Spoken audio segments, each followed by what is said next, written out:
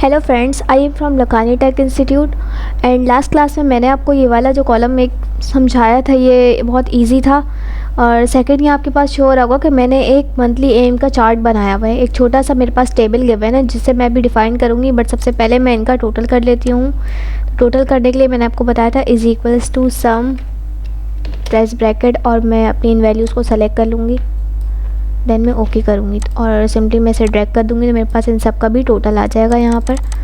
Then अब मैं अपनी इन वैल्यूज़ की तरफ जा रही हूँ। मेरे पास एक ये टेबल गिवन है जिसमें मेरे पास एक हेडिंग शो करिए गोल कंप्लीट, मतलब कि मेरा जो मंथली एम है, मतलब मेरा मंथली टारगेट है कि इतनी जो अर्निंग है वो हमें करनी है, तो 50,000 नहीं है। अब हमारे पास ये वाली वैल्यूज़ जो है, इनसे रिलेटेड हम ये देखेंगे कि हमारे जो सेल्समैन थे इन्होंने हमारा ये गोल कंप्लीट किया है या नहीं। तो ये हम किस तरह से कर सकते हैं, इसे कंप्लीट देखने के लिए येस और नो की ज़रूरत होती है, और इसके लिए हम इफ़ वाला फार्मूला ट्राई करेंगे। यहाँ पे इफ़ का फार्मूला हमें कहाँ पर मिलेगा, हमें सिंपली यहाँ फार्मूलाज टैब में आना है, और फंक्शन लाइब्रेरी में हमारे पास डिफरेंट फार्मूलाज होते हैं जिससे हम फाइंड आउट करते हैं। तो इफ़ का फार्मूला हमें लॉजिकल में मिल जाएगा। यहाँ आपको शो हो रहा होगा नंबर 3 पे इफ़ का फार्मूला है, बट अगर आपको नहीं मिल रहा है और अगर आपको ये ढूंढना पड़ रहा है तो आप सिंपली इंसर्ट फंक्शन में जाकर टाइप कर सकते हैं इफ़ का फार्मूला, और इंसर्ट फंक्शन का एक ऑप्शन हमें यहाँ पर भी गिवन होता है। मैं यहाँ से इफ़ का फार्मूला जैसे ही क्लिक करती हूँ तो मेरे पास इस टाइप की एक फंक्शन आर्ग्यूमेंट्स की विंडो ओपन होती है जिस पे ये मुझसे कुछ क्वेश्चंस लेते हैं कि लॉजिकल टेस्ट में हमें क्या लिखना है, मतलब हमारी वैल्यूज़ इसमें मुझे टाइप करनी है। तो फॉर एग्जांपल मैं टोटल वाली फ़र्स्ट वैल्यू मैं यहाँ पे टाइप कर देती हूँ, और अभी मैंने यहाँ पे जो मंथली एम वाली जो मैंने हेडिंग शो की है, यहाँ पे मैंने इसको नेम नहीं दिया। जिस तरह से मैंने यहाँ पर एक नेम टाइप किया था जो जब मैं यहाँ पर ग्रुपिंग करी थी वीक 1 का, मैंने अभी यहाँ पर कुछ भी नेमिंग टाइप नहीं की है, मैं जस्ट इससे सेलेक्ट कर रही हूँ। तो अभी मैं इस पर नेमिंग नहीं करूँगी और आपको इसका सॉल्यूशन निकाल के दिखाऊंगी, और इसके बाद मैं इस बॉक्स की नेमिंग करूँगी और आपको पता चल जाएगा कि नेम टाइप करने से क्या फ़ायदा होता है। तो मैंने यहाँ पे ये टोटल वाली फ़र्स्ट वैल्यू सेलेक्ट की है, और मैं कह रही हूँ अगर ये वाली वैल्यू बड़ी हो, ग्रेटर देन का साइन लगा के इज़ इक्वल्स टू लिख के मैं यहाँ पे मंथली एम वाला जो कॉलम है ये सेलेक्ट कर रही हूँ G1 से, और वैल्यू इज़ ट्रू। अगर ये वैल्यू ट्रू हो तो यहाँ पर येस आ जाए, ये मैं यहाँ पे येस टाइप करूँगी, और अगर वैल्यू फॉल्स हो तो यहाँ पर नो आ जाए। ये सेमी कॉलम खुद से आ जाते हैं जब हम यहाँ पे टाइप करते हैं। जब मैं यहाँ पे नो टाइप कर रही हूँ तो ये मेरे पास यहाँ पे आंसर आ चुका है नो के, मतलब हमारी ये वाली जो वैल्यूज़ थी इसके मुकाबले में हमारे ये वाले सेल्समैन जो थी इसने हमारा ये टारगेट पूरा नहीं किया है, इसलिए यहाँ पे नो आ गया है। अब अगर मैं सिंपली से ड्रैग कर देती हूँ तो ये मुझे आंसर रॉन्ग शो कर रहा है। ये आपको किस तरह से पता चलेगा कि जब यहाँ पे 25,000 है, यहाँ पे 50,000 है, तो यहाँ पे येस नहीं आ सकता है।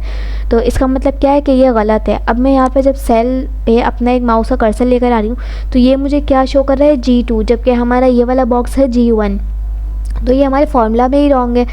अब जब मैं यहाँ पे क्लिक करूँगी तो ये मुझे G3 शो कर रहा है। इसका मतलब क्या है कि हमारी इसमें नेमिंग नहीं हुई हुई, इसलिए हमारा ये जो आंसर है गलत आ रहा है। तो सबसे पहले मैं इसे रिमूव कर देती हूँ यहाँ से, और मैं अपने इस वाले बॉक्स को एक नेम दे रही हूँ।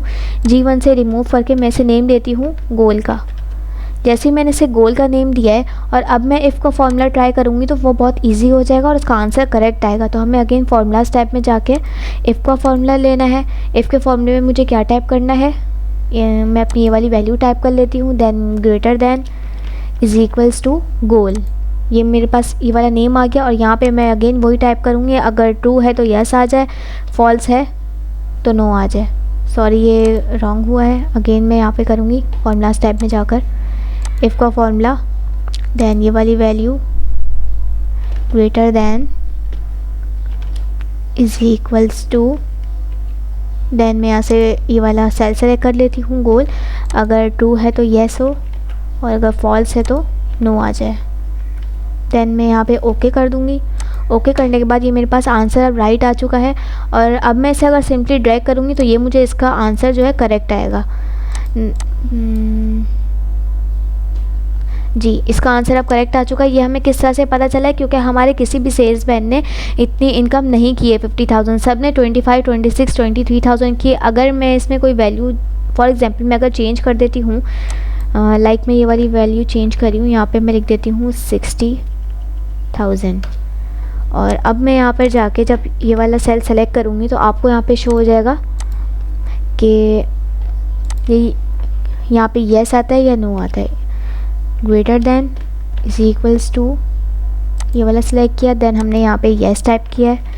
येस टाइप करने के बाद मैं यहाँ पर नो टाइप करूँगी, देन मैं ओके कर दूँगी। तो अब ये यहाँ पे मुझे जो है इसका मैंने 60,000 टाइप किया था, बट ये अभी लिंक नहीं हुआ है, इसे मैं रिमूव करती हूँ। हमारी इन सब का जो टोटल था वो क्या था, is equals to sum, then मैं इनका टोटल कर रही हूँ और यहाँ पर मैं इसका आंसर निकाल देती हूँ। ये नो क्यों आए, मैंने आपको पहले भी बताया था कि इन सब ने अर्निंग कम की है, मतलब अगर मुझे अभी इसको येस पे लाना है तो मुझे इन सब की वैल्यूज़ को चेंज करना पड़ेगा, तब जाके यहाँ मुझे येस शो करेगा। बट अभी यहाँ पे आपको समझ आ रहा होगा, अगर यहाँ मेरी 50,000 से बड़ी वैल्यू होगी तो यहाँ पर येस आ जाएगा, और अगर मेरी 50,000 से छोटी वैल्यू हो तो यहाँ पर नो आ जाएगा। तो इससे हमें ये पता चलता है कि हमें अपनी सेल को जो नेम करना होता है ये ज़रूरी होता है। अगर हम इसकी नेमिंग कर देंगे तो हमें इसका आंसर करेक्ट मिलेगा, और अगर हम इसकी नेमिंग नहीं करते तो हमारा ये जो एक्सेल है ये रीड करता है कि ये G1 है देन G2 है, इस तरह से हमारा आंसर जो है रॉन्ग आ रहा था। तो ये बहुत इजी होता है, ये आप इसे अपने पास ट्राई करेगा। हम अपनी नेक्स्ट क्लास में नेक्स्ट टॉपिक डिस्कस करेंगे।